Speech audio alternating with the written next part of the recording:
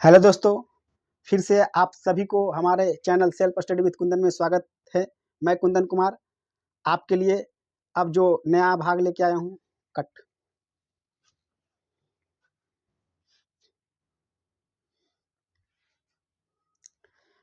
जय हिंद साथियों, मैं कुंदन कुमार आप सभी के लिए फिर से एक नया वीडियो लेके आया हूँ और इस सेशन में आप सभी का स्वागत करता हूँ।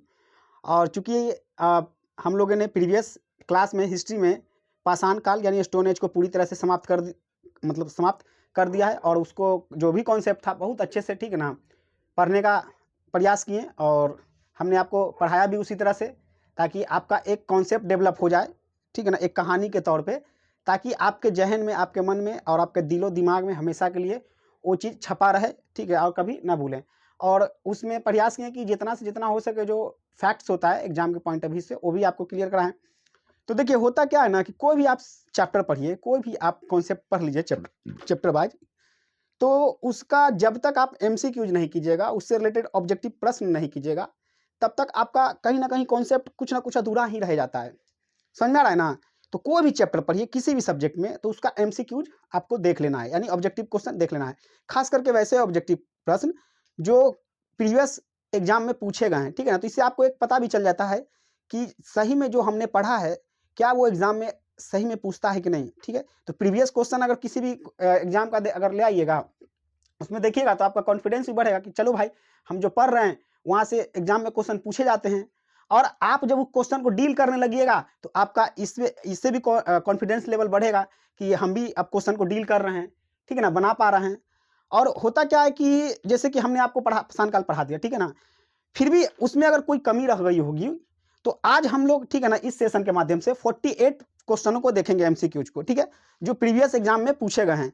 अब प्रीवियस एग्जाम में जैसे कि मान लीजिए कि कहीं यूपी एएसआई में पूछा गया होगा, कहीं यूपी पीसीएस में पूछा गया होगा, कहीं बीपीएससी में पूछा गया होगा। इसमें एक आध दो प्रश्न ऐसा भी है जो आईएएस में भी पूछा गया है, ठीक है ना। उन प्रश्नों के माध्यम से और भी कॉन्सेप्ट में स्पष्टीकरण लाएंगे। समझ में आ रहा है कि नहीं? यानी उसको और स्पष्ट से क्लियर कर लेंगे, जो भी थोड़ा बहुत वहाँ पे कमी रह गया होगा। आपको प्रयास हम करेंगे कि आपके लिए इस ऑब्जेक्टिव का जो सेशन है उसमें आपको, ठीक है ना, कंप्लीट कर दिया जाए, ठीक है।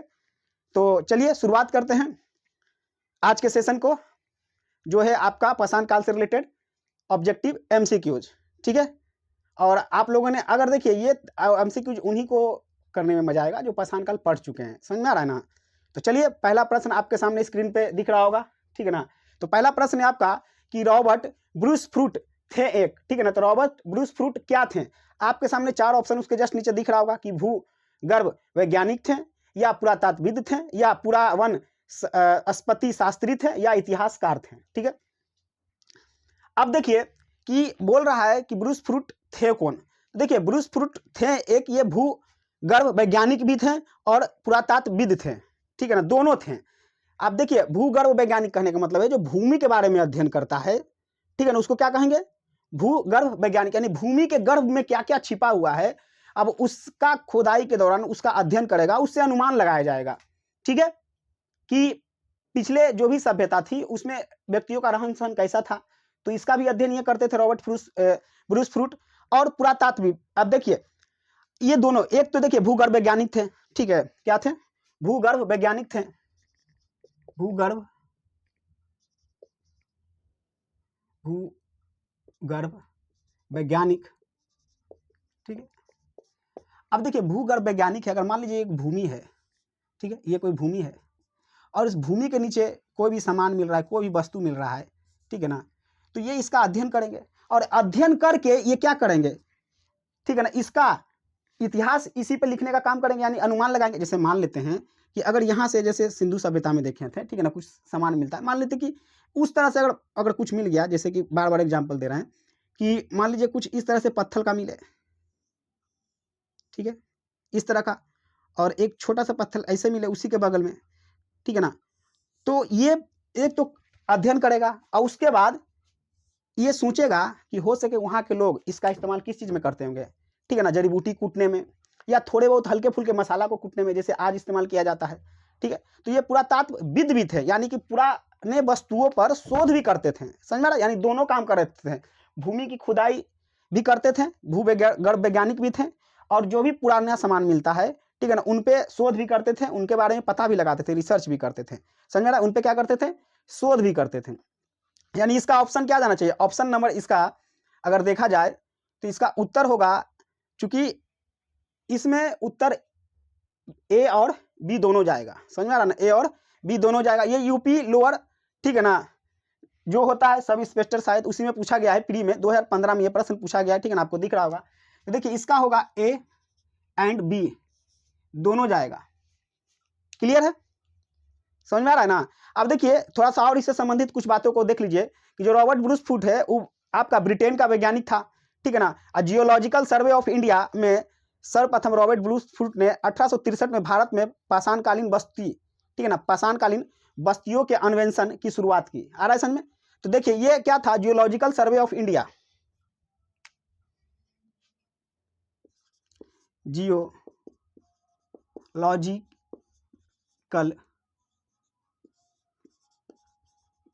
सर्वे ऑफ इंडिया, ठीक है। इंडिया में ये संबंधित रॉबर्ट ब्रूस फुट थे। और 1863 में क्या हुआ कि भारत में जो भी पाषाणकालीन जो बस्तियों के अन्वेषण की शुरुआत की, यानी कि भारत में जो पाषाणकाल वस्तुएं थी, बस्तियां, उनका अन्वेषण किया, ठीक है ना, यानी उस पर शोध करने लगे, ठीक है ना, उस बस्तियों के बारे में, रहन सहन वहाँ के लोगों के बारे में, ठीक है। तो इससे साफ स्पष्ट होता है कि क्या क्या हो जाएगा यहाँ पे वो, ठीक है ना, ऑप्शन में आपका दोनों जाएगा, ठीक है ना, यानी ए और बी दोनों जाएंगे, ठीक है। चलिए आते हैं नेक्स्ट प्रश्न पे।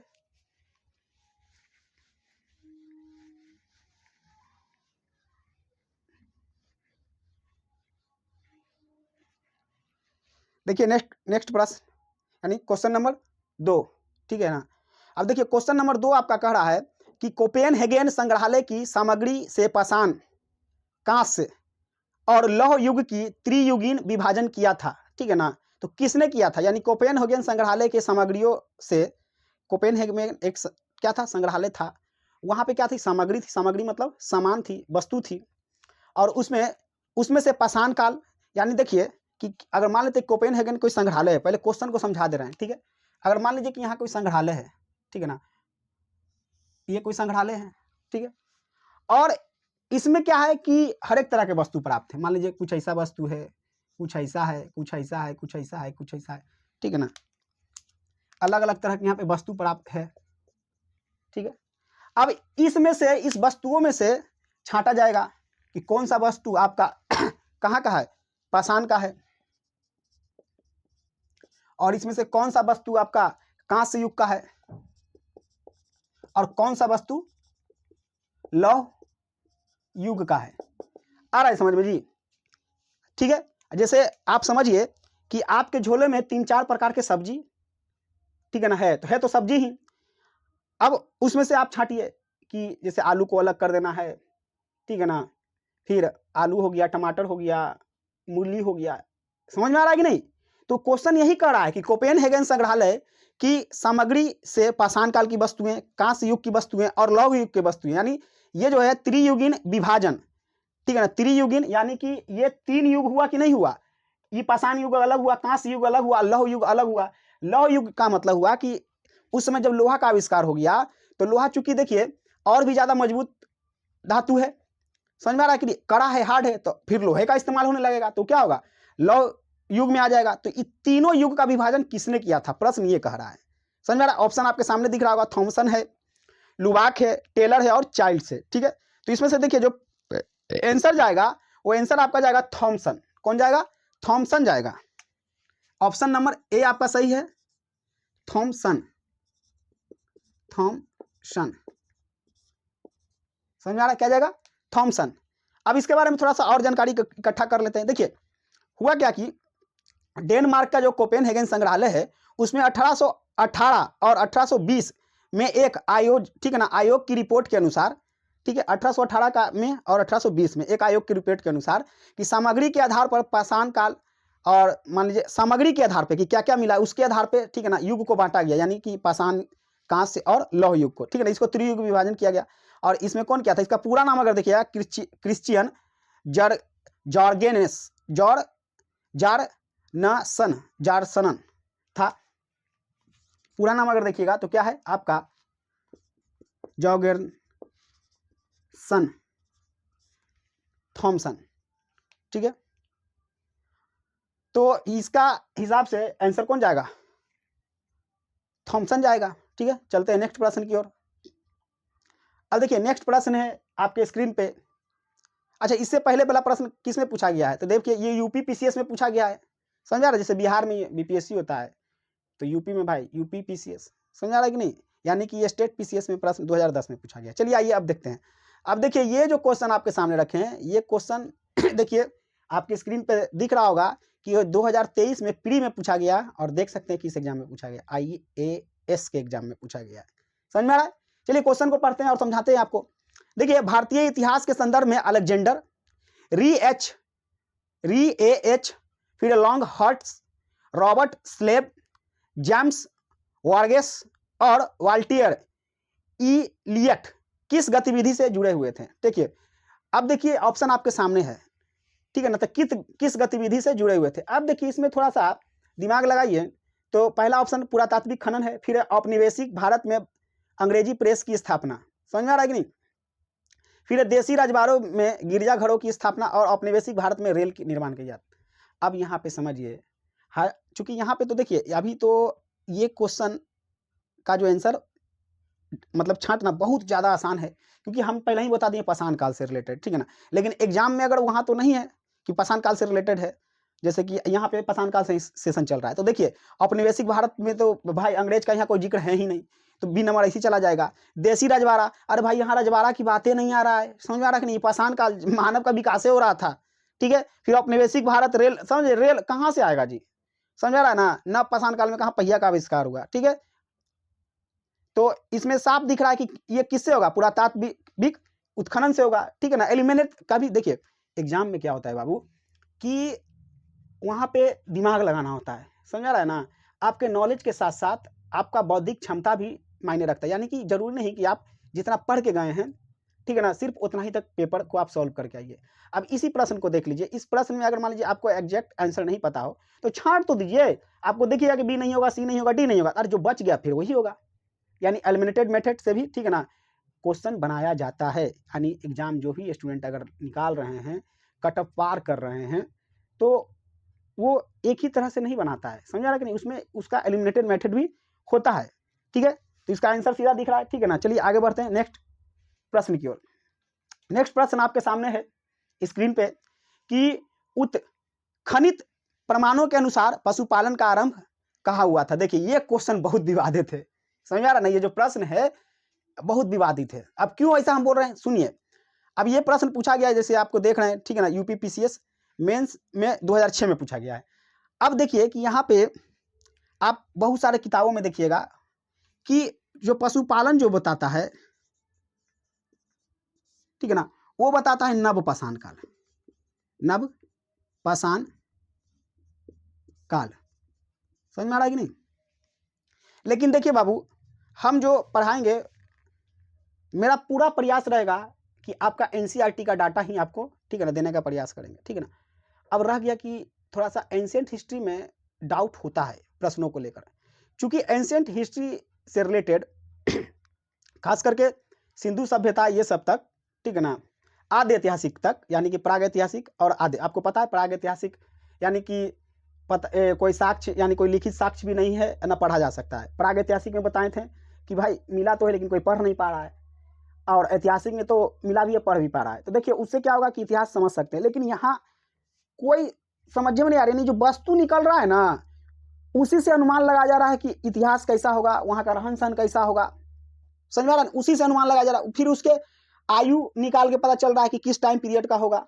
तो सोच के देखिए, अलग अलग जो भी भूगर्भ वैज्ञानिक होंगे तो उनको अलग अलग डाटा मिलेगा, तो डाटा तो भाई अलग अलग मिलेगा, तो इसमें कहीं ना कहीं तो डाउट रहेगा, कुछ कोई कुछ तो कोई कुछ। लेकिन जो ज्यादा सर्वमान्य होगा एनसीईआरटी में, उसी चीजों को लिखा जाएगा, और हम भी एनसीईआरटी को ही फॉलो करेंगे। तो इसके अनुसार देखिएगा कि इसका आंसर आपका ऑप्शन पहले देख लीजिए, निचले पूर्व पाषाण काल, मध्य पूर्व पाषाण काल, ऊपरी एवं पाषाण काल और मध्य पाषाण काल, ठीक है ना। तो इसका आंसर डी जाएगा, मध्य पाषाण काल, समझ रहा है? मध्य पाषाण काल, ठीक है ना। आपको बी थोड़ा डाउट लगेगा, मध्य पूर्व, ठीक है ना, पाषाण काल, तो ये नहीं, ओनली फॉर मध्य पाषाण काल। अब थोड़ा सा देखिए, आपको डाउट क्लियर करते हैं। आप जैसे लूसेंट वगैरह पढ़िएगा या और कोई किताब पढ़िएगा तो में नव पाषाण काल देता है, ठीक है, लेकिन एनसीईआरटी का डाटा आपको क्या कहेगा, मध्य पाषाण काल। समझ में आ रहा है ना।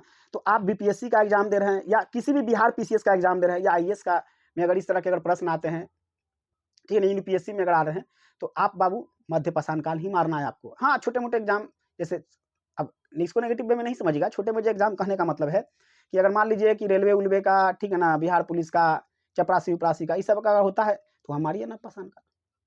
अब एग्जामिनर जो माने, समझा रहे, तो अब बीपीएससी और ये सब तो पूरा एनसीईआरटी को ही फॉलो करता है जी, तो हम भी करेंगे, तो इसका आंसर क्या जाएगा, मध्य पाषाण काल ही जाएगा, ठीक है, ऑप्शन नंबर डी जाएगा, ऑप्शन नंबर डी जाएगा, मध्य पाषाण काल।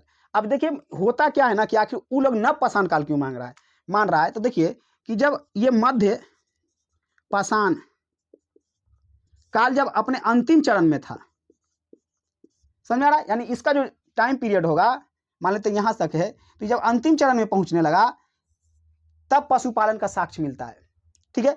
अब इसी अंतिम चरण के बाद स्टार्ट होगा आपका क्या, नव पाषाण काल। तो इस अंतिम चरण को लास्ट में, ठीक है ना, बुक में इसी को समझ लिया क्या कि नव पाषाण काल है, लेकिन ये अंतिम चरण में है तो मध्य पाषाण काल का ही है। समझ में आ रहा है कि नहीं। अब देखिए ये मिला कहां से, इसको थोड़ा सा समझिए। तो देखिए कि इस पशुपालन के जो साक्ष्य हैं वो भारत के, ठीक है ना, आदमगढ़ कहां से मिला है, आदमगढ़ से पशुपालन का जो साक्ष्य मिला है, कहां से मिला है, आदमगढ़, ठीक है ना, आदमगढ़ से मिला है। ये नर्मदापुरम यानी कि मध्य प्रदेश में है, आदमगढ़ कहां है, एमपी में है। और बागौर से भी मिला है जो राजस्थान, ठीक है ना, यानी आदमगढ़ से मिला और बागौर से मिला, कहां से मिला, बागौर जो आपको राजस्थान में है, ठीक है ना, ये दो स्थल से मिला, यानी बागौर राजस्थान, भीलवाड़ा है वहीं के पास से मिला है, ठीक है ना। तो आंसर क्या देगा, मध्य पाषाण काल। क्लियर है, चलिए आगे बढ़ते हैं नेक्स्ट प्रश्न की ओर। क्वेश्चन नंबर 5 आपके सामने है कि मध्य पाषाण कालिक प्रसंग में पशुपालन के प्रमाण जहां से मिले हैं वह स्थान। देखिए अभी जस्ट बताएं क्या होगा, आदमगढ़, क्योंकि यहाँ पे आंसर बागौर नहीं दे रहा है, ठीक है ना, बागौर नहीं दे रहा है, तो आप सीधा अभी जस्ट बताएं तो इसका तो डिस्कशन भाई इसी डिस्कशन से 5 नंबर भी डील हो गया, आदमगढ़ होगा। चलिए नेक्स्ट प्रश्न की ओर चलते हैं। और देख रहे हैं क्वेश्चन में आपको दिख रहा होगा कि किस किस एग्जाम में कब कब ये प्रश्न पूछा गया है, समझ में आ रहा है। 6 नंबर पे देखते हैं कि निम्नलिखित में से किस स्थल से हड्डी के उपकरण प्राप्त हुए हैं। समझ में आ रहा है, हड्डी के उपकरण, समझ में आ रहा है, यानी हड्डी से बने हुए औजार या उपयोग में लाए गए, ठीक है ना, कुछ सामग्री। तो ये उपकरण, ठीक है ना, किस स्थल से प्राप्त हुए, ये प्रश्न आपके सामने अब आया है 6 नंबर, ठीक है। तो ये मेंस में 2010 में पूछा गया है। तो देखिए ये आपको आंसर होगा मदहा और सराय नहर दोनों होगा, मदहा यानी सी और डी दोनों होगा, सी और डी दोनों होगा इसका आंसर, ठीक है। यानी कितना नंबर है जी, 6 नंबर। 6 नंबर का जो ऑप्शन जाएगा, 6 नंबर का, ठीक ना, सी और डी दोनों जाएगा, सी एंड डी दोनों आंसर जाएगा, ठीक है। अब देखिए थोड़ा सा इसका डिस्कशन कर देते हैं भाई कि सी और डी क्यों जाएगा। हालांकि ऑप्शन में तो सी और डी नहीं है, ठीक है ना, लेकिन एग्जाम में अगर देखिएगा तो सी भी हो सकता है और डी भी, तो दोनों मानिए, ठीक है ना, सी और डी। तो देखिए मध्य पाषाण कालीन जो मदहा है ये उत्तर प्रदेश में है, ठीक है ना, मदहा कहाँ है आपका, ठीक है ना, मदहा आपका है महदहा, यही नहीं लिखा हुआ है जी, हाँ, ये यूपी में है, यूपी में पड़ता है। और यहाँ पे बड़ी मात्रा में हड्डी और सींग से निर्मित वस्तु मिले हैं, ठीक है ना, हड्डी और सींग, हड्डी और सींग मतलब समझ रहे हैं जानवरों का जो सींग है तो भी तो भाई हड्डी ही हुआ, आ रहा है समझ में। और सींग निर्मित उपकरण एवं आभूषण बड़े पैमाने पर सराय नहर से भी, ठीक है ना, और सराय नहर से भी कुछ अल्प मात्रा में भी पाए गए हैं, यानी यहां से भी पाया गया और सराय नहर से भी, दोनों जगह से पाया गया है, तो इसलिए आंसर क्या जाएगा, सी और डी दोनों जाएगा। चलिए नेक्स्ट क्वेश्चन, हड्डी से निर्मित आभूषण भारत में मध्य पाषाण काल से संदर्भित, ठीक है ना। देखिए इसमें क्या जाएगा, अभी जस्ट बताएं तो ए और बी आपको दिख रहा होगा कि सराय नहर और मदहा, समझ में आ रहा है, तो इसी से आपको 7 नंबर क्वेश्चन भी डील हो गया। चलिए नेक्स्ट क्वेश्चन, निम्नलिखित में से मध्य पाषाण कालिक स्थलों को भौगोलिक दृष्टि से पश्चिम से पूरब के क्रम में सजाइए। समझ आ रहा है, पश्चिम से पूरब के क्रम में आपको सजाना है जी। समझ में आ रहा है ना? ऑप्शन आपको दिख रहा होगा, ठीक है, कि पश्चिम से पूरब में सजाना है। तो देखिए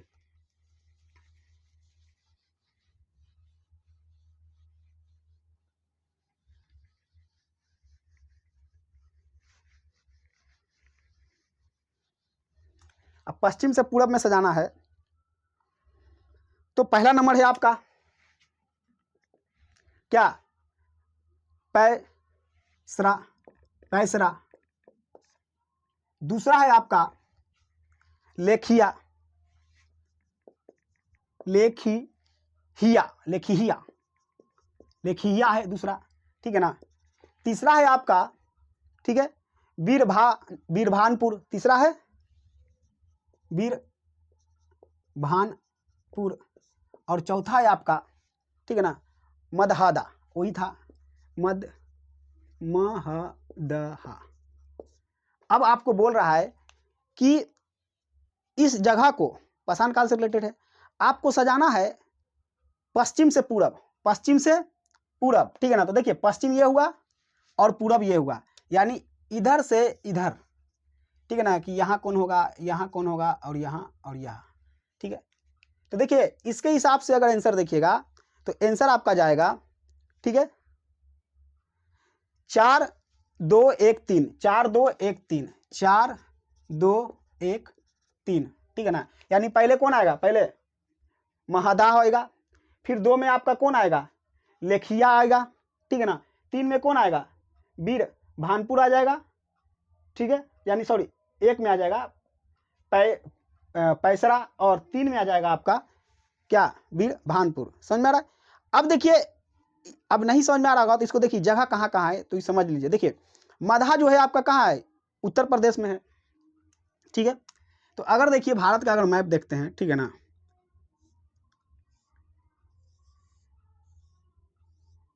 ये शॉर्ट में भारत आपको बनाया है, ठीक है। अब यहाँ पे क्या है? बिहार है, और यहाँ पे यूपी है। समझ में आ रहा है? अब बिहार का अगर देखिएगा मैप बाबू, ठीक है ना, तो बिहार का मैप इस तरह से कुछ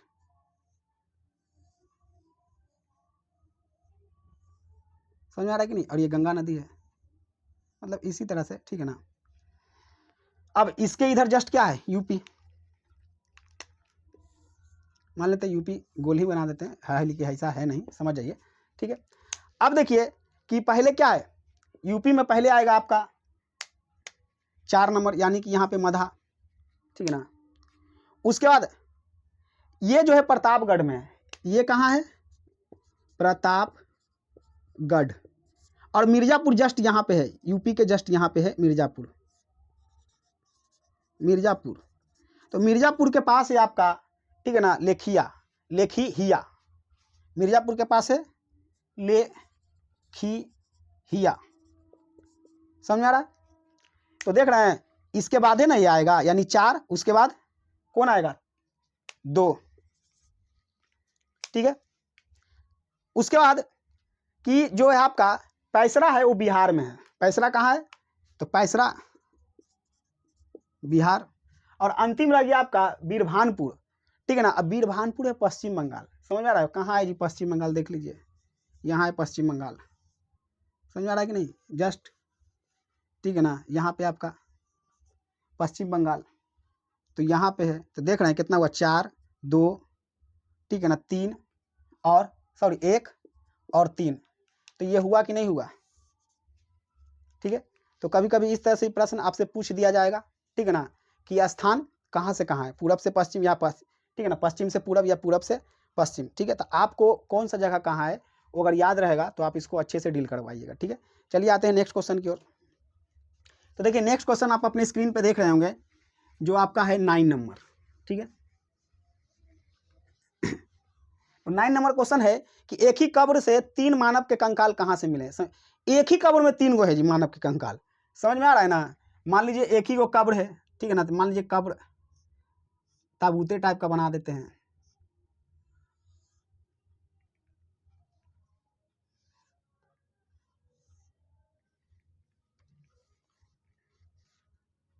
क्वेश्चन ये कह रहा है, ठीक है, कि एक ही में 3 को मिला है। समझ में आ रहा है कि नहीं? अगर मान लीजिए यहाँ पे ये है,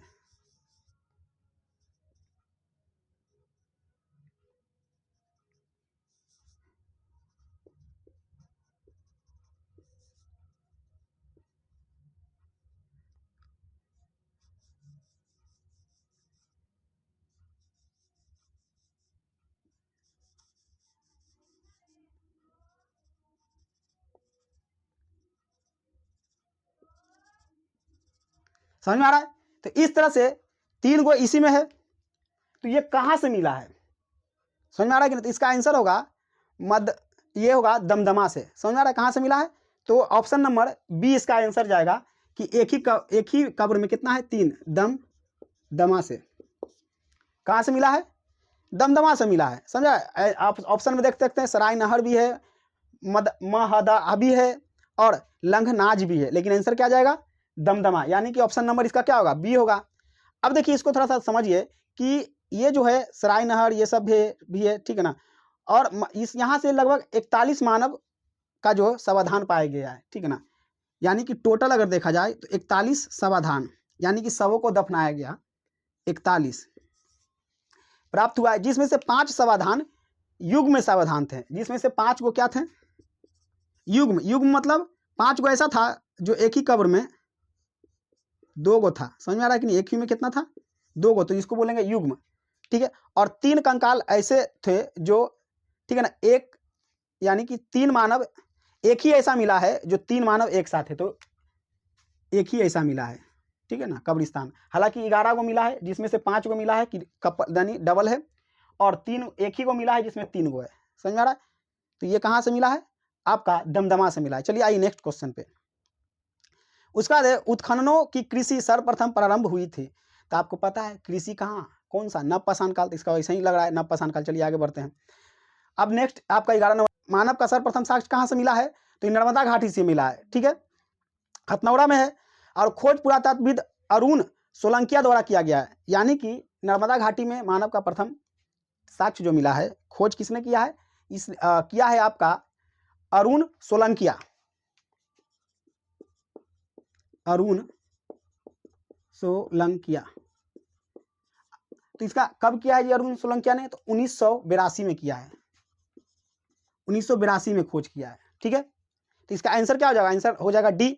चलिए आते हैं नेक्स्ट क्वेश्चन पे कि प्रथम मानव जीवाश्म भारत का किस नदी घाटी से? देखिए इसी डिस्कशन से क्लियर हो रहा है, साफ साफ दिख रहा होगा, कौन सा जाएगा? ऑप्शन नंबर सी, नर्मदा घाटी, ठीक है ना, ऑप्शन नंबर सी जाएगा नर्मदा घाटी। चलिए नेक्स्ट क्वेश्चन, मानव द्वारा सर्वप्रथम कौन सा प्रयुक्त अनाज हुआ है? देखिए सबको पता है जी, कौन सा? जौ होगा। समझ रहे हैं? यानी सबसे पहले क्या होगा? जौ का इस्तेमाल किया गया है। हालांकि अगर देखिएगा कि अगर साक्ष्य मिले हैं तो जौ, गेहूं, चावल, मक्का, बाजरा, राई, जई, ये सब का भी मिला है, ठीक है ना। लेकिन सर्वप्रथम जौ के बारे में, अब देखिए सर्वप्रथम यानी कि लगभग 8000 ईसा पूर्व के आसपास भूमध्य सागर, ठीक है ना, 8। चलिए इसको मिटाते हैं और नेक्स्ट क्वेश्चन का डिस्कशन आपके सामने रखने जा रहे हैं। तो यहां पे बोल रहा है कि लगभग 8000 ईसा पूर्व, ठीक है ना, 8000 ईसा पूर्व। अगर थोड़ा सा अगर देखिए थोड़ा सा वर्ल्ड मैप को अगर समझने का प्रयास कीजिए तो यहाँ पे देखिए कि अगर ये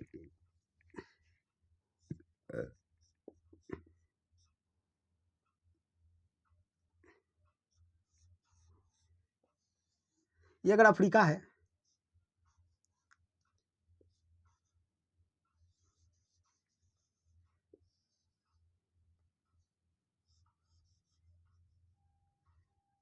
थोड़ा थोड़ा जल्दी में बना रहे हैं, ठीक है ना, बाकी समझ जाएगा आप लोग,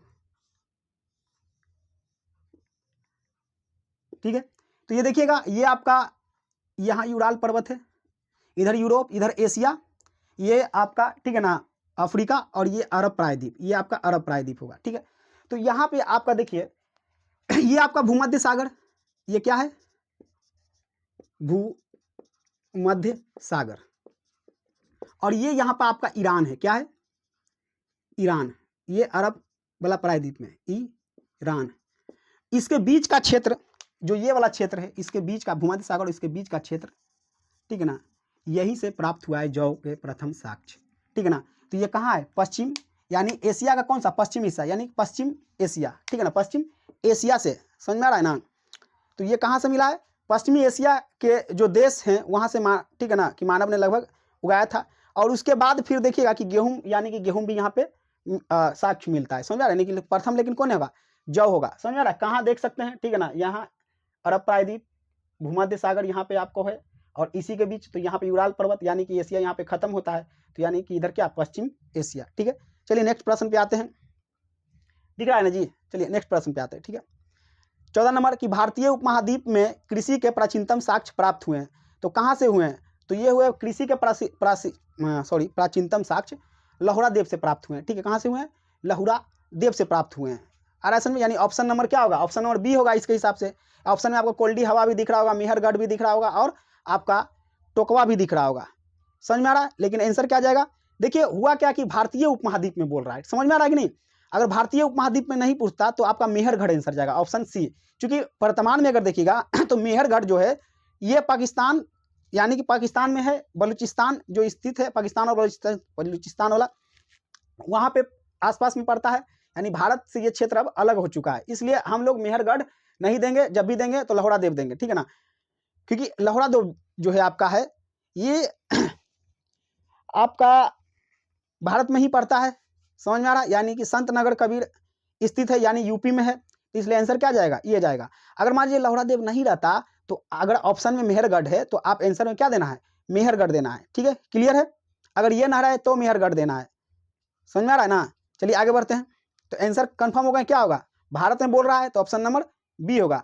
नेक्स्ट क्वेश्चन, भारतीय उपमहाद्वीप में कृषि का प्राचीनतम साक्ष्य, देख लीजिए यहाँ पे क्या होगा, मेहरगढ़, अभी जस्ट बोले हैं, अगर लहुरा देव नहीं है, ठीक है ना, तो क्या जाएगा, मेहरगढ़ जाएगा, समझ में आ रहा है कि नहीं। लहुरा देव नहीं रहेगा तो मेहरगढ़ जाएगा, यहाँ पे क्या है, मेहरगढ़ है, ठीक है। उसके अलावा अन्य ऑप्शन है, तो आंसर क्या जाएगा, डी जाएगा।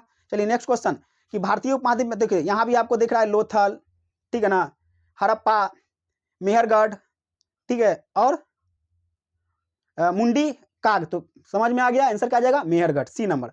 अब नेक्स्ट क्वेश्चन, कि नवपाषाण युग में भारतीय उपमहाद्वीप के उत्तर पश्चिमी क्षेत्र में निम्नलिखित में से किस स्थान पर कृषि के अद्भुत के प्रारंभिक प्रमाण मिले हैं, तो ये कहाँ पे मिला है, मेहरगढ़, कहाँ पे मिला है, मेहरगढ़ मिला है, समझ में आ रहा है ना।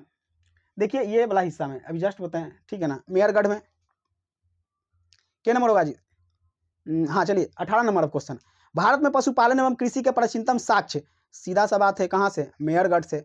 अरे कृषि वहीं से, अभी जस्ट बोले कृषि का साक्ष्य मिला, अब पशुपालन भी वहीं पे साक्ष्य बोल रहा है, ठीक है ना, तो कहाँ जाएगा, मेहरगढ़ जाएगा। चलिए नेक्स्ट क्वेश्चन, अब देखिए इसमें थोड़ा सा क्वेश्चन थोड़ा बड़ा है, ध्यान से समझिएगा, कि उत्तर प्रदेश की सांस्कृतिक विरासत के संदर्भ में निम्नलिखित कथनों में से कौन सा कथन सही है, ठीक है ना, इसमें से कौन सा सही है और कौन सा आपको गलत है, यानी उत्तर प्रदेश के सांस्कृतिक विरासत के संबंध में। देखिएगा इस प्रदेश में अनेक उत्खनित पुरास्थलों के वैशेषिक संदर्भ में कृषि के प्राचीनतम प्रमाण प्राप्त हुए हैं, ठीक है ना, बिल्कुल बात सही है।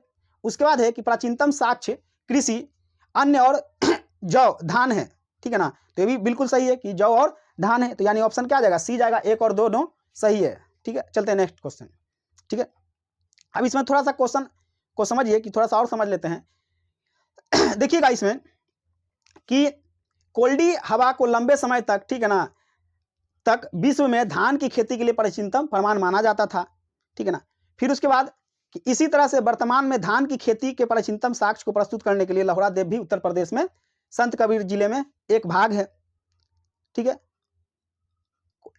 और इसमें देखिएगा धान के साक्ष्य मेहरगढ़ कहाँ से मिला है, महगड़ा, एवं धान के साक्ष्य कोल्डी हवा से भी प्राप्त हुआ है, ठीक है। चलिए आगे बढ़ते हैं, अब है 20 नंबर क्वेश्चन, ठीक है, 20 नंबर आपको बोर्ड पे दिख रहा होगा क्वेश्चन,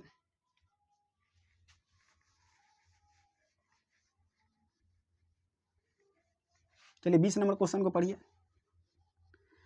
देखिए जहां लगता है वहां हम आपको डिस्कशन कर दे रहे हैं, जहां आपको बता दे रहे हैं बोल के, समझ में आ रहा है ना, क्योंकि कम समय जल्दी से जल्दी क्वेश्चन को करना है, तो इसलिए जहां जरूरत लगता है कि ठीक है ना मार्कर उठाना है तो मार्कर उठाते हैं, अन्यथा आपको बोल के ही समझा देते हैं, समझ में आ रहा है, और चैप्टर पढ़ लें तो वहां से तो क्लियर हो ही जाएगा। नेक्स्ट क्वेश्चन देखिए, पढ़िए, नेक्स्ट क्वेश्चन है, उस स्थल का नाम बताइए जहां से प्राचीनतम अस्थायी जीवन का प्रमाण मिला। तो सोच के देखिए अस्थायी जीवन का प्रमाण कहाँ से मिलेगा, मानव कब अस्थायी हुआ, आपको बताएं चैप्टर में कि जब मानव ने कृषि कार्य करना प्रारंभ किया तो वो उसका जीवन क्या हो गया, स्थायी हो गया, जीवन क्या हो गया उसका, स्थायी हो गया। अब देखिए जीवन स्थायी हुआ इसका मतलब कि कृषि जब कर रहा है तो भाई कृषि कर रहा है तो उसको वहीं रुकना होगा, ठीक है ना, तो कृषि जब किया तो उसका जीवन अस्थायी हुआ था। कृषि सबसे पहले कहाँ प्रारंभ यानी कि कहाँ मिला है, तो अभी जस्ट उठा मेयरगढ़, तो आंसर क्या जाएगा, मेयरगढ़ ही जाएगा। कॉमन सेंस लगाइए, जीवन अस्थायी कहाँ से मेयरगढ़ से। चलिए नेक्स्ट क्वेश्चन, निम्नलिखित में से किस स्थानों से एक मिनट,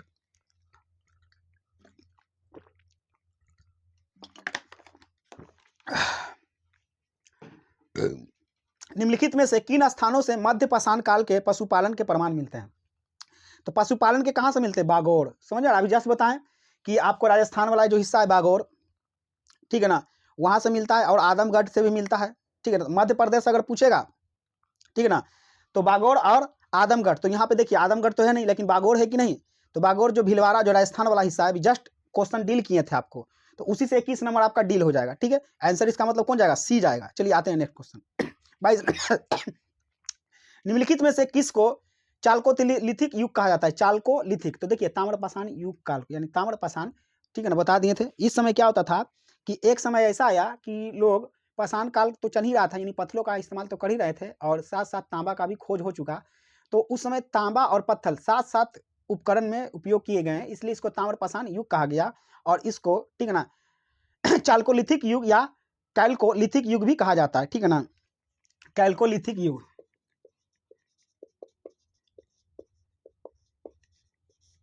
युग युग भी कहा जाता है, समझ में आ रहा है। चलिए नेक्स्ट क्वेश्चन, यानी ऑप्शन नंबर आपका क्या जाएगा, ताम्रपाषाण युग, सी नंबर जाएगा, ठीक है। आइए नेक्स्ट क्वेश्चन की ओर आते हैं। देखिए नेक्स्ट क्वेश्चन 23 नंबर है कि अहरा सभ्यता यानी आहार सभ्यता के बारे में निम्नलिखित कथनों पर विचार कीजिए। तो इस सभ्यता के बारे में आपको विचार करना है। देखिए अहरावासी तांबा गलाना जानते थे, ठीक है ना, तो देखिए ये थोड़ा सा ठीक लग रहा है कि तांबा अगर उसमें प्राप्त हो गया था, तांबा गलाना जान, ये लोग चावल से परिचित नहीं थे देखिए ऐसा हो नहीं सकता कि चावल से परिचित नहीं होगा, क्योंकि तांबा से पहले जौ और कृषि के ये सब के साक्ष्य मिल चुके, तो चावल से तो परिचित होगा ही, यानी जो आपका ये जो बात 2 नंबर में लिखा हुआ है सरासरी कट जाएगा।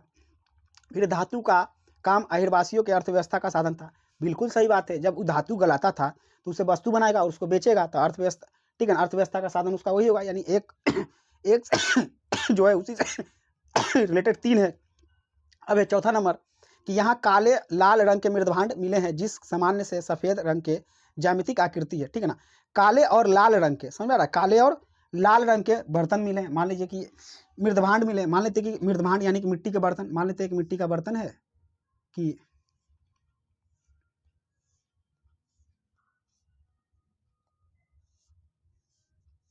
ठीक है, तो ये मान लेते कैसा कलर गजब है जी, याद तो एकदम खांसी एकदम, मान लेते हैं काले और लाल रंग का है, ठीक है, ठीक है ना, काला भी है और इसमें लाल भी है आ रहा है समझ में। और इसमें कुछ ज्यामिति उकड़े गए हैं, ज्यामिति कहने का मतलब है काले और लाल से, मान लेते कुछ बनाया गया है, ठीक है ना, किसी भी प्रकार के ज्यामिति,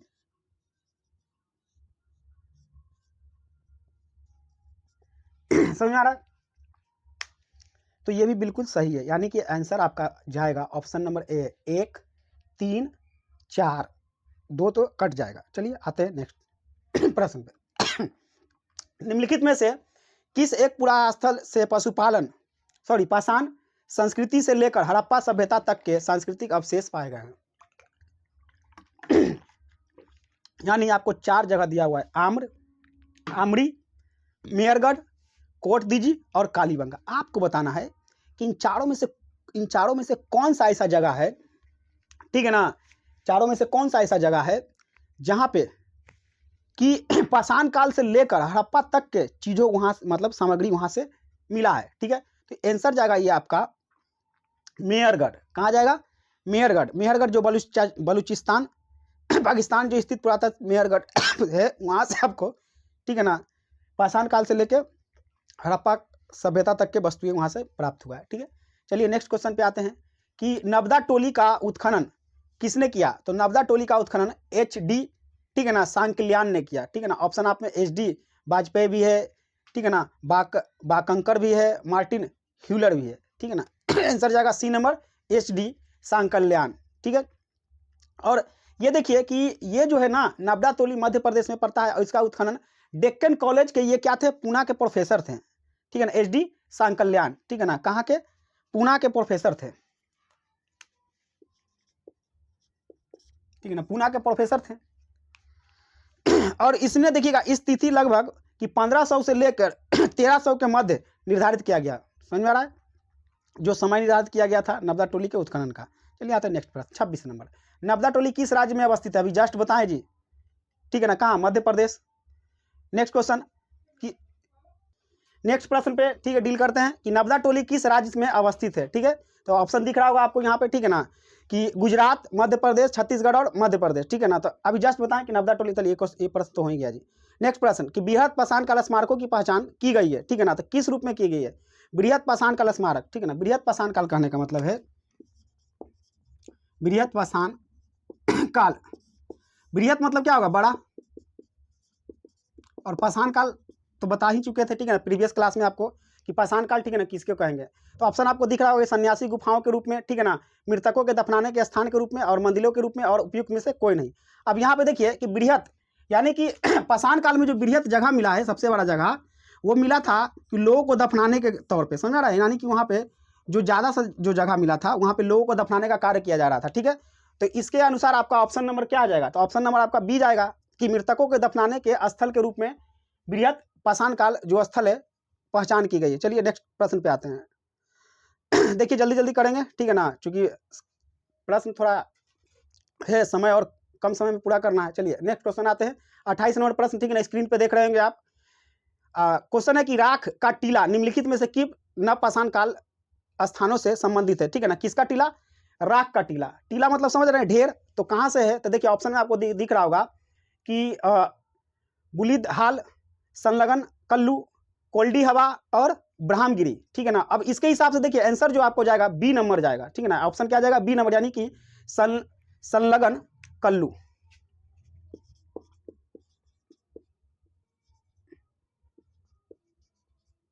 ठीक है, संलग्न, सॉरी, ठीक है ना, सघन कल्लू होगा आंसर, ठीक है ना, जो ऑप्शन नंबर बी में है, ठीक है। अब देखिए ये जो जगह है, देखिएगा कि थोड़ा सा डिस्कशन इस पे कर दे रहे हैं कि कर्नाटक में मैसूर के पास बेल्लारी जनपद में स्थित, ठीक है ना, ये जगह है, ठीक है।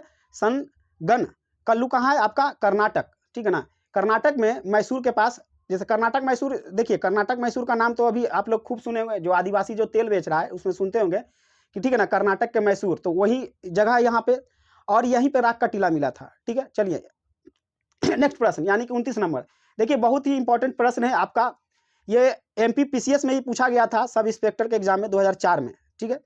इस प्रश्न जो है कि भीमबेटका किसके लिए प्रसिद्ध है, बहुत हाईलाइटेड प्रश्न है भीमबेटका कि, देखिएगा विश्व धरोहर में भी शामिल किया गया है।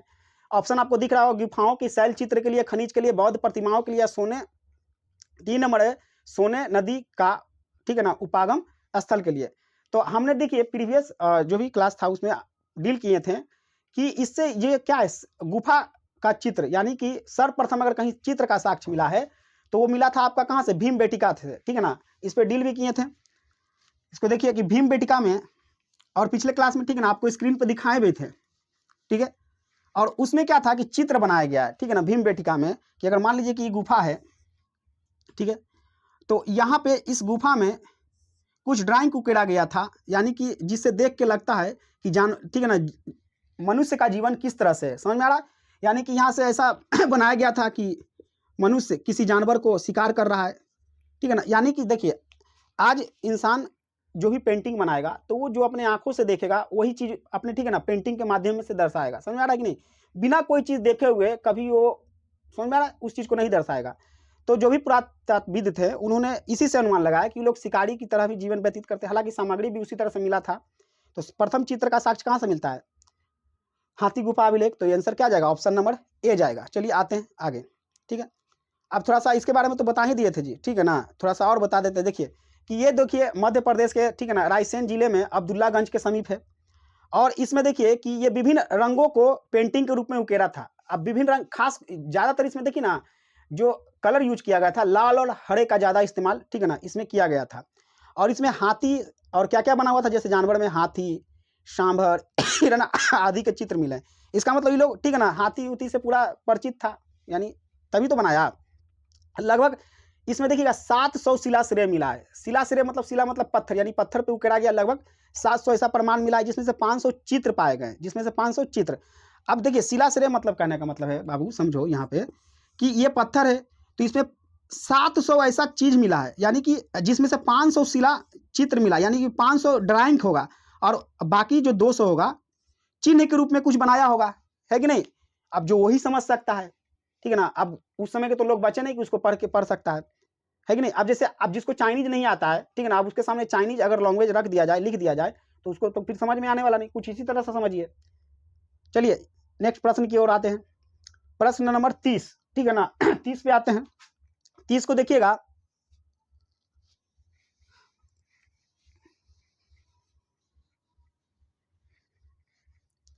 फोर्टी 48 प्रश्न बोले थे कि आपको करवाएंगे, ठीक है ना। क्वेश्चन नंबर 30 पे हम लोग पहुंच गए हैं। 30 नंबर क्वेश्चन है कि निम्नलिखित में से कौन सा स्थल प्रागैतिहासिक चित्र कला के लिए प्रसिद्ध था। जस्ट आपको डिस्कशन दिए हैं कि कौन सा होगा जी। ऑप्शन आपके सामने है, अजंता का गुफा, यानी अजंता सिर्फ दिया हुआ है, भीमबेटिका यानी भीमबेटिका का गुफा बाघ, और अमरावती। अभी जस्ट डिस्कशन दिए हैं कि सर्वप्रथम जो चित्र का साक्ष्य मिला है हाथी गुफा अभिलेख से मिला है। तो आपको सॉरी भीमबेटिका, ठीक है ना, भीमबेटिका का हाथी गुफा। तो आंसर क्या जाएगा, भीमबेटिका जाएगा, ऑप्शन नंबर बी जाएगा। चलिए नेक्स्ट क्वेश्चन पे आते हैं। 31 नंबर, भीमबेटिका की गुफा कहाँ स्थित है। जस्ट अभी बोले हैं जी, अब्दुल्लागंज, ठीक है ना, कहाँ, रायसेन, अब्दुल्लागंज रायसेन होगा। चलिए नेक्स्ट क्वेश्चन, 1 मिनट, के नंबर क्वेश्चन था जी, 32 नंबर। हाँ, भीमबेटका गुफा कहाँ स्थित है, तो हो गया अब्दुल्लागंज रायसेन। आते हैं 32 नंबर क्वेश्चन, ठीक है। 32 नंबर क्वेश्चन पे आइए। तो इसमें देखिए बोल रहा है कि भारत में किस शिलाश्रय में सर्वाधिक चित्र पाए गए हैं। तो कहाँ होगा जी, आंसर बताइए। भीमबेटका आपको ऑप्शन में दिख रहा है, ठीक है ना। तो भीमबेटका ही ऑप्शन है आपका गगड़िया, भीमबेटका बी में है, सी में आपका लेखैया, और आदमगढ़ क्या है, डी में है। तो आंसर क्या जाएगा आपका, आंसर आपका जाएगा भीमबेटका यानी कि बी जाएगा। चलिए नेक्स्ट क्वेश्चन 33 नंबर पे आते हैं, ठीक है। तो 33 में देखिएगा, निम्नलिखित में से किस भारतीय पुरातत्वविद, ठीक है ना, पुरातत्ववेत्ता ने पहली बार भीमबेटका गुफा को देखा और उसके शैल चित्रों को, प्रागैतिहासिक इतिहास को, महत्व को खोजा।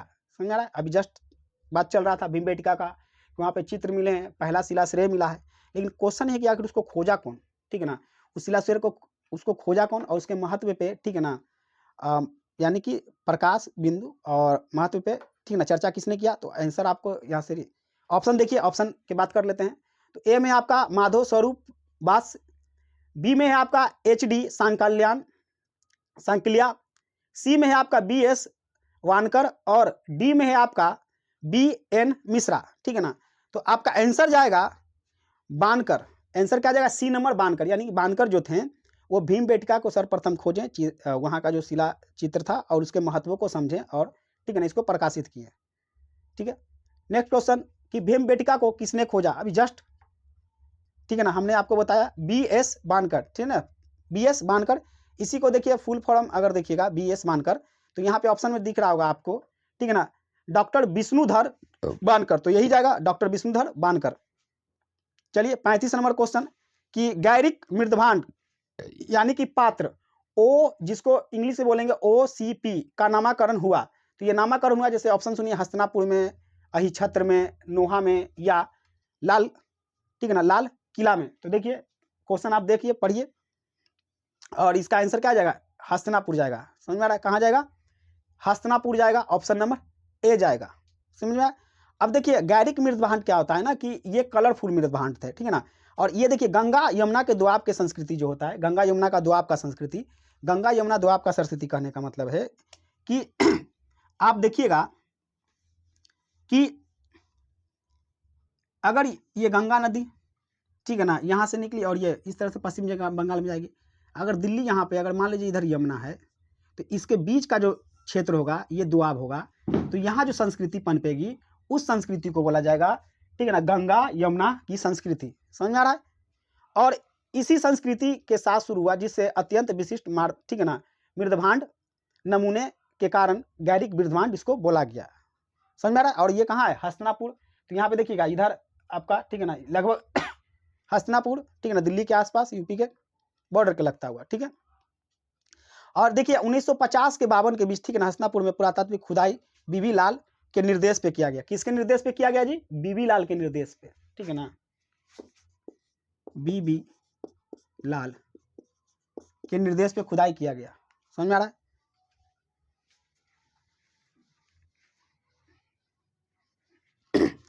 चलिए आते हैं नेक्स्ट प्रश्न पे, क्वेश्चन नंबर 36। समझ आ रहा है? क्वेश्चन नंबर 36 पे आते हैं। क्वेश्चन है कि ताम्र, ठीक है ना, ताम्रसम काल, ठीक है ना, आपको दो लिखा हुआ दिख ही रहा है जी। ताम्रसम काल में महाराष्ट्र के लोग मृतकों को घर के फर्श के नीचे किस तरह रख कर दबाते थे, यानी घर के नीचे। समझ में आ रहा है ना?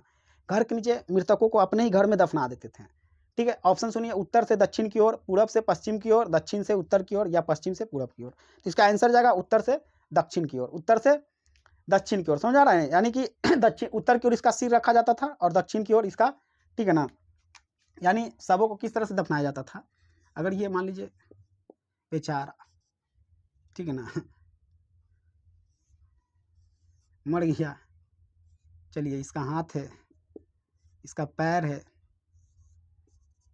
ठीक है, अगर तो इसको अगर मर गया तो दफनाया जाएगा इधर, उत्तर में इसका सर रखा जाएगा, दक्षिण में इसका पैर रखा जाएगा और उसी घर में इसको दफना दिया जाएगा, ठीक है ना। तो आंसर हो जाएगा ऑप्शन नंबर ए, ठीक है।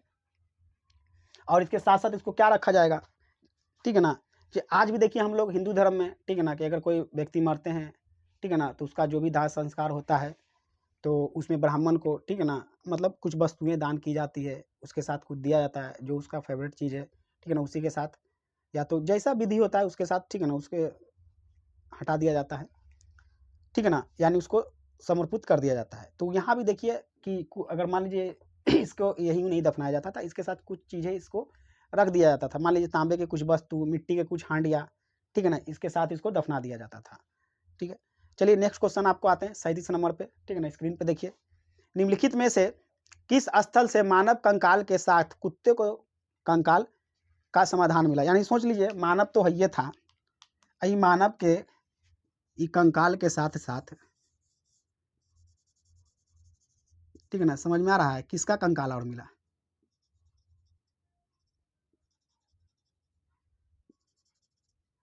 ठीक है, कुत्ते का भी कंकाल मिल गया,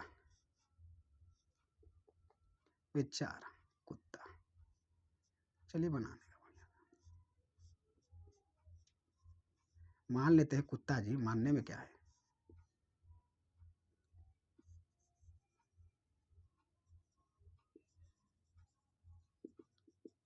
चूहा जैसा लग रहा है, ठीक है ना। तो कुत्ते के कंकाल मिले हैं मानव के साथ, समझ आ रहा है कि नहीं, यानी ये दिखाता है कि मानव और पशु में कितना प्रेम था, है कि नहीं। तो चलिए कहाँ से मिला है देख लेते हैं। तो ऑप्शन है आपका ब्राहगिरी, बुर्जहोम, चिराद या मास्की। तो आंसर क्या जाएगा, बुर्जहोम जाएगा। समझ आ रहा है ना। तो देखिए बुर्जहोम में गर्त निवास भी पाया गया, यानी गड्ढे वाले घर, गर्त निवास, यहाँ पे गर्त निवास यानी गड्ढे वाले घर। सोच के देखिए उस समय भी लोग, ठीक है ना, अपने घर में अंडरग्राउंड व्यवस्था करके रखते थे। समझ में आ रहा है। चलिए नेक्स्ट क्वेश्चन की ओर चलते हैं। 38 नंबर बोल रहा है, 38 नंबर प्रश्न कि निम्नलिखित में से किस स्थान पर मानव के कुत्ते के साथ दफनाएगा तेरा के, अभी जस्ट तो खत्म किए जी। आंसर ऑप्शन नंबर ए क्या जाएगा, ए बुर्जहोम। चलिए फिर है गर्त निवास बुर्जहोम। 40 नंबर प्रश्न, ठीक है ना, कि निम्नलिखित को मिलाना है, ठीक है, यानी ऑप्शन इधर एक साइड ए है और एक साइड आपको बी दिख रहा होगा, मतलब कि 1 2 3 4 दिख रहा है, इधर ABCD दिख रहा है, ठीक है ना। तो कौन किसके साथ मैच करेगा, जैसे आप देखिए कि भीम बेटी का जो गुफा है, ठीक है ना, पूरा पाषाण काल से संबंधित है कि मध्य पाषाण काल से कि नव पाषाण काल से कि ताम्र पाषाण काल से, ठीक है ना। बुर्जहोम किससे है, बनास घाटी किससे, और सोहन नदी घाटी किससे है, ठीक है। तो देखिए इसका आंसर आपको जो जाएगा, इसका आंसर जाएगा बी। क्या जाएगा, बी, यानी कि इसका आंसर जाएगा 4 1 2 3, 4 1 2 3, 4 1 2 3, ABCD। समझ में आ रहा है। इसका मतलब हुआ कि पूरा, ठीक है ना, सोहन नदी घाटी जो है ये पूरा पाषाण काल से रिलेटेड है, उसके बाद भीमबेटका मध्य पाषाण काल में मिला है, अभी बताएं शिला जो चित्र मिला है मध्य पाषाण काल से मिला है। बुर्जहोम नव पाषाण काल से संबंधित है, क्योंकि नव पाषाण काल में ठीक ना आपको बताएं खेती करने लगेगा तो एक जगह रहेगा तो वहीं पे बुर्जहोम जो है ठीक है ना दफनाने उफनाने का साक्ष्य तो नव पाषाण काल ऐसे हो जाएगा।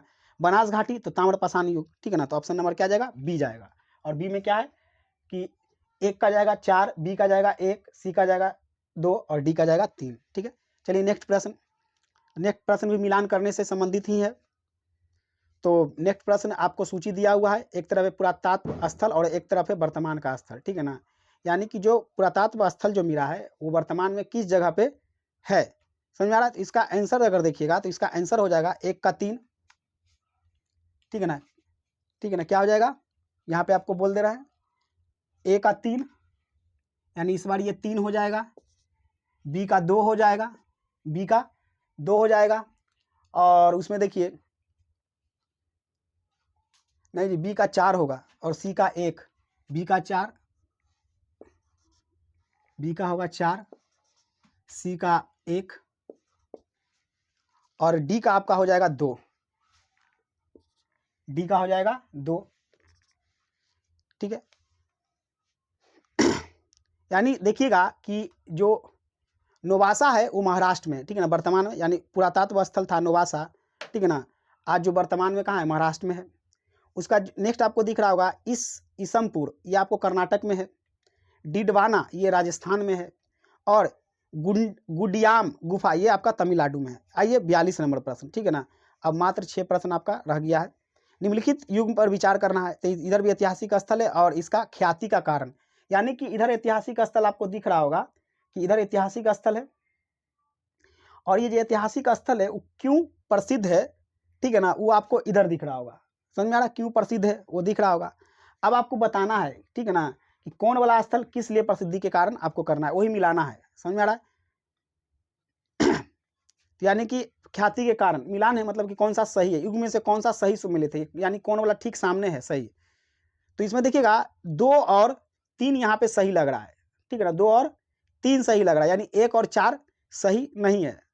यानी कि बुर्जहोम जो है शैलकृत देव मंदिर के लिए प्रसिद्ध नहीं था, ठीक है ना। चंद्रकेतुगढ़ ये जो है टेराकोटा कला था, टेराकोटा एक कला था उसके लिए प्रसिद्ध था, ये बिल्कुल सही है।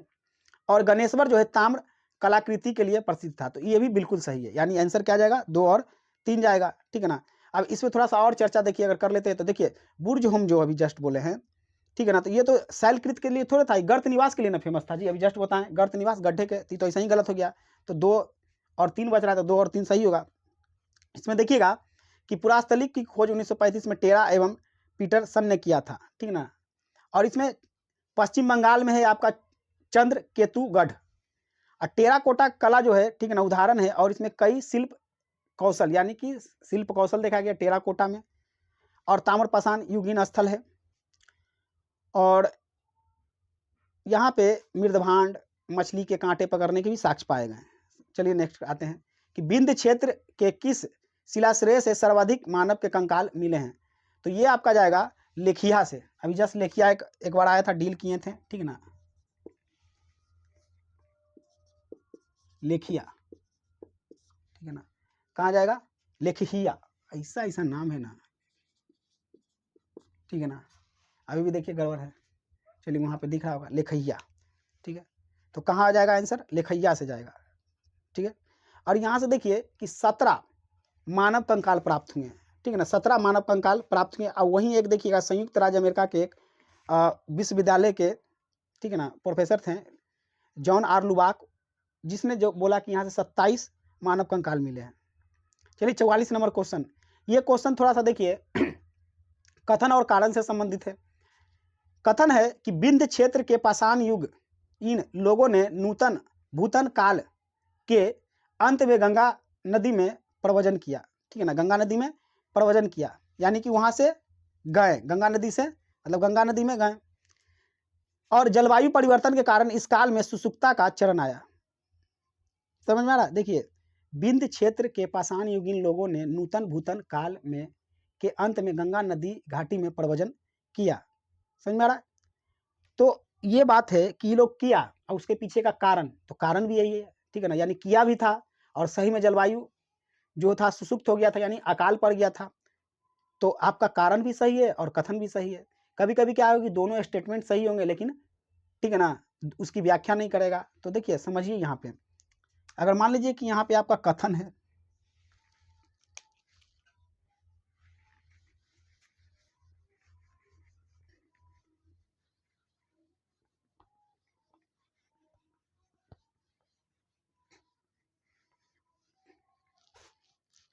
कथन है और यहाँ पे कारण है, यानी यहाँ कुछ घटनाएं घटेगी, समझ में आ रहा है, यहाँ कुछ घटनाएं घटी और यहाँ कारण होगा। तो इसी कारण अगर ये घटना घटा होगा, समझ में आ रहा है कि नहीं, तो ये भी सही है और ये भी सही है और इसका व्याख्या भी कर रहा है। कभी कभी क्या होगा कि ये सही होगा, ठीक है ना, ये भी सही होगा लेकिन व्याख्या नहीं करेगा, यानी ये जो घटना घटेगी इसके कारण नहीं घटेगी। जैसे अगर मान लेते हैं कि कोई बालक है, चलो कोई बालक है, ठीक है ना, अब ये बालक रो रहा है, ठीक है ना, तो ये तो बिल्कुल बात सही है कि रो रहा है, ठीक है ना। अब यहाँ पे ये घटना घटा कि ये रो रहा है, घटना है कि रो रहा है। अब रोने का कारण है कि अगर मान लेते हैं कि टीचर ने इसको मारा, टीचर ने इसको मारा या इसके पापा ने इसको मारा, आ रहा है समझ में। अब देखिए यहाँ पे कि हो सके टीचर ने भी मारा हो और पापा ने भी मारा हो और ये रो रहा है, बिल्कुल सही है। तो अगर मान लेते हैं कि टीचर ने मारा इसलिए ये अगर रो रहा है और कथन में यही है और टीचर के मारने पर ही रो रहा है, तो क्या होगा कि रो रहा है और टीचर ने मारा, बिल्कुल सही है, तो इसी कारण रो रहा है, तो ये व्याख्या भी करेगा। लेकिन अगर मान लीजिए टीचर न दे के यहाँ पे आपको कारण में पापा दे दे, तो पापा तो मारे हैं, बिल्कुल बात सही है, लेकिन ये पापा के कारण नहीं रो रहा है, टीचर के कारण रो रहा है। तो यहाँ पे क्या होगा, दोनों बात तो सही है, टीचर भी मारा है लेकिन पापा के कारण नहीं रो रहा है, तो ये व्याख्या नहीं करेगा। यानी समझ में आ रहा है जी, ठीक है।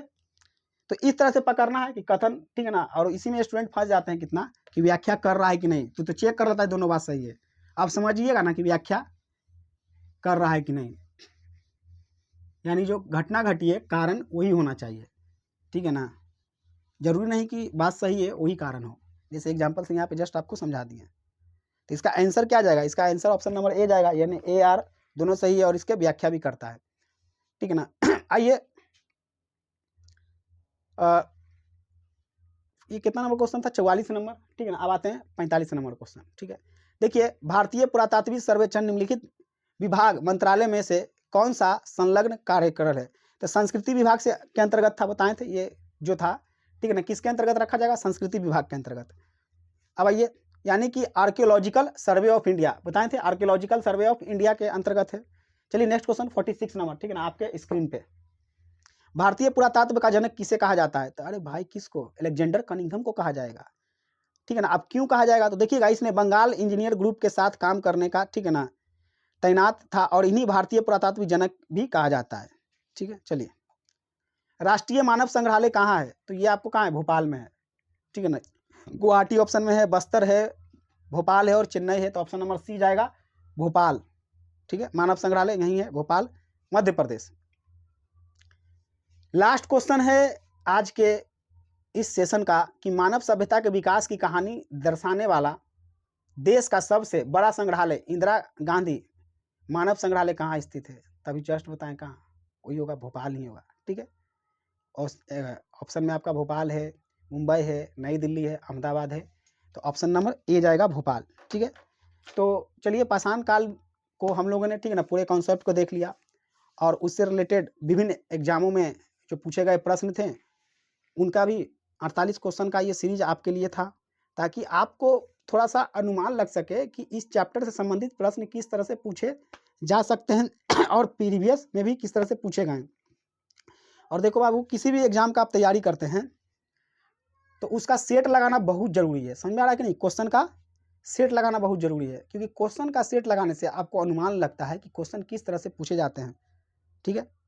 तो चलिए, पूरी तरह से हम पाषाण काल आपके लिए खत्म कर दिए हैं। अब जो नेक्स्ट आपके वीडियो आएगा, नेक्स्ट चैप्टर हम लोग पढ़ेंगे सिंधु घाटी सभ्यता को, सिंधु घाटी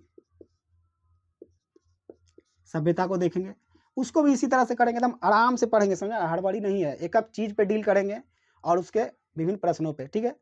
तो आज के लिए इतना ही, सबको बहुत बहुत धन्यवाद। जय हिंद।